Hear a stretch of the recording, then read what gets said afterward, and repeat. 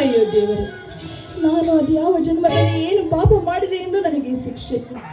ಸಂತೋಷ್ ನನ್ನ ಪ್ರೀತಿಯನ್ನು ಬಿಟ್ಟು ಎಲ್ಲಿಗೆ ಹೋದನೋ ಹುಚ್ಚನಾಗಿ. ಆದರೆ ನಾನು ನನ್ನ ಅಣ್ಣನ ಮಾತು ನೆರವೇರಿಸುವುದಕ್ಕಾಗಿ ಪುನೀತನ ಕೈ ಹಿಡಿಯಲು ಸಿದ್ಧನಾಗಿದ್ದೇನೆ. ಈಗ ನನ್ನ ಸಂತೋಷ್ ಎಲ್ಲಿದ್ದಾನೋ ಏನೋ ನಾನು ಕಾಣಲಿಲ್ಲ.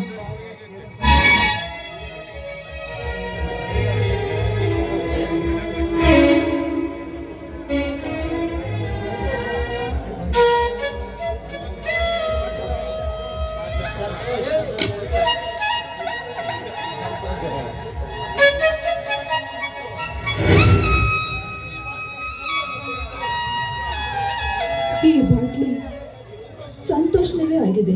ಹಾಗಾದರೆ ಈ ಸಂತೋಷ್ ಇಲ್ಲೇ ಎಲ್ಲಾದರೂ ಇರಬೇಕು. ಹೌದು, ನನ್ನ ಸಂತೋಷ್ ಇಲ್ಲೇ ಎಲ್ಲಾದರೂ ಇರಬೇಕು.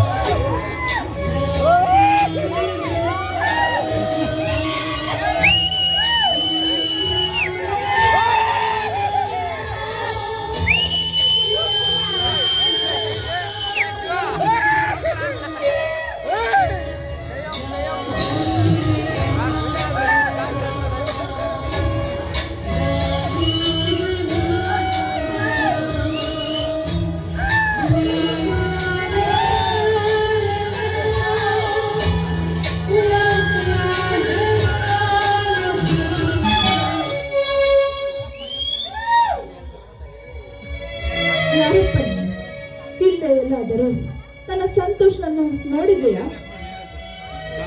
ಸಂತೋಷ ಹೇಳುತ್ತೇನೆ, ಬಾಯಕ್ಕಾಗಿದೆ.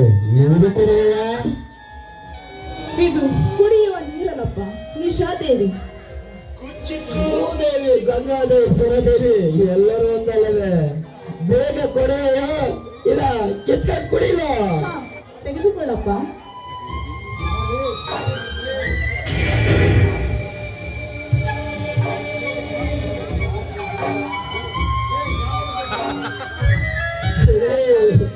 ಯಾವ ಬೇಕಾಗಿದ್ದ ಬೊಗಡ ನೀನು? ಹುಚ್ಚ, ಯಾರ ನೀನು? ಮರ್ಯಾದೆ ಕೊಟ್ಟು ಮಾತನಾಡು. ಮರ್ಯಾದೆ ಗಂಟೆಗೊಂದು ಬಣ್ಣ ಬದಲಿಸ ದಿನಕ್ಕೊಬ್ಬ ಪ್ರೀತಿಯನ್ನು ಮಾತ್ರ ಎಲ್ಲರೂ ಮರ್ಯಾದೆ ಕೊಟ್ಬಿಟ್ರೆ ನಮ್ಮಂತರು ಹುಚ್ಚರಾಗ್ಬಿಡ್ತಾರೆ. ನಮ್ಮ ದೇಶದ ಸಂಸ್ಕೃತಿಯನ್ನು ಬಿಟ್ಟು ಹೋಗಿ ಬಾರೆ ಅಂತ ಕರೀತಿರುವೆ ಅಲ್ಲ, ಯಾರ ನೀನು? ಸಾಕು ಮುಚ್ಚಲ ಬಾಯಿ. ನಮ್ಮ ಭಾರತ ದೇಶದ ಸಂಸ್ಕೃತಿ ಬಗ್ಗೆ ಮಾತಾಡೋದಕ್ಕಿಂತ ನನಗೆ ಗೊತ್ತು. ನಮ್ಮ ದೇಶದ ಹೆಣ್ಮಕ್ಳು ಒಂದು ಸಾರಿ ಮನಸ್ಸು ಕೊಟ್ಟರೆ ಅವನಿಂದ 100 ಸಮಸ್ಯೆಗಳು ಬಂದರು ಅವನ್ ಸಹಿಸ್ಕೊಂಡು ಅವನಿಗೆ ಕೊನೆ ಕೊಡ್ತಾಳೆ. ನಿನ್ನಾಗಿ ಕಣ್ಣ ಹೃದಯದಲ್ಲಿ ಚೆಲ್ಲಾಟ ಮಾಡಿ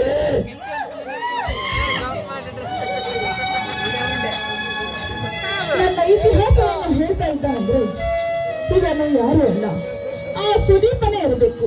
ಹೌದು, ಹೇಳು ನೀನು ಯಾರು? ಹೇಳು. ನಾನೊಬ್ಬ ಪ್ರೀತಿಯ ಹುಚ್ಚ, ನಾನೊಬ್ಬ ಪ್ರೇಮದ ಹುಚ್ಚ.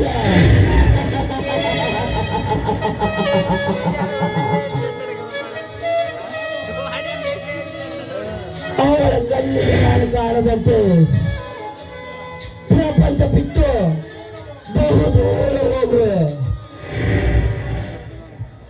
ಒಟ್ಟಿನಲ್ಲಿ ಅವರು ಸುಖವಾಗಿರಬೇಕು. ಇದೇ ಈ ಹುಚ್ಚನ ಆಸೆ ಸಗರಿ.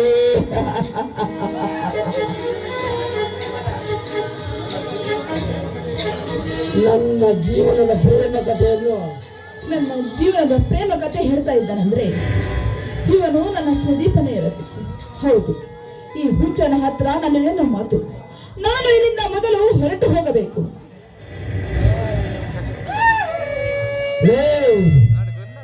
ಯಾಕೆ ಬಾಯಿಗೆ ಬಂದಂತ ಬಗೆತೀಯ? ಎಲ್ಲಿಗೆ ಹೋಗುವನಿಲ್ಲೇ ಹೊಸ ಜೀವನದ ಹೆಜ್ಜೆಗಳು ಹತ್ತಿರ ಪಡಬಾರದು. ತಾಳ್ಮೆಯಿಂದ ಹೆಜ್ಜೆ ಇಟ್ಟರೆ ನಿನ್ನ ಜೀವನ 106 ವರ್ಷ ಸುಖವಾಗಿ ಬಾಳುತ್ತೆ.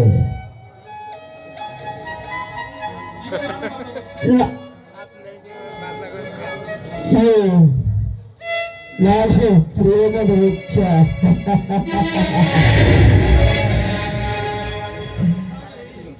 ಸಾಗರಿ ಸೂರ್ಯ ಉದಯಿಸನ್ನು ಇಡೀ ಲೋಕ ನೋಡಬಹುದು, ಆದರೆ 2 ಹೃದಯಗಳ ಮಧ್ಯೆ ಪ್ರೀತಿ ಹುಟ್ಟಲು ಯಾರು ನೋಡಲ್ಲ ಕಣೆ. ಅದು 2 ಹೃದಯಗಳಿಗೆ ಮಾತ್ರ ಗೊತ್ತಿರುತ್ತದೆ. ಸುಧು, ಏಕೆ ಈ ರೀತಿ ಹುಚ್ಚನಂತೆ ಮಾತನಾಡ್ತಾ ಇದೆಯಾ? ಹೂವಿನಿಂದ ಹೂವಿಗೆ ಹಾರುವ ತುಂಬಿ ನೀನು, ನಾನಲ್ಲ. ಸುಮ್ಮನೆ ಹೆಚ್ಚಿಗೆ ಮಾತಾಡದೆ ಇಲ್ಲಿಂದ ಹೊರಟು ಹೋಗು.